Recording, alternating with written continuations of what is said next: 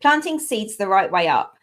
Common misconceptions when it comes to growing your seeds. Now, this has got some merit to it because, like bulbs have an up and a down. They have a point, they have a bud, and they have a root. So I can understand where the concept comes from, but seeds aren't the same. Seeds do have an up and a down. That's kind of right. They're not really a root and a tip like they do with a bulb, but they do have an upside, like a point, and one they should, an up and a down. But it doesn't matter if they don't face that way.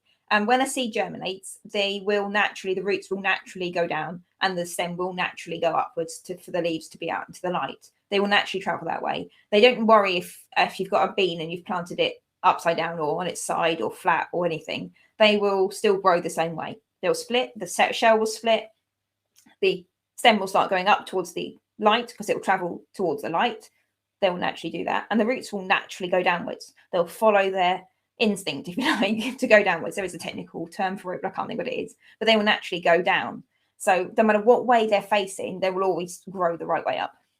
So this is a very common misconception.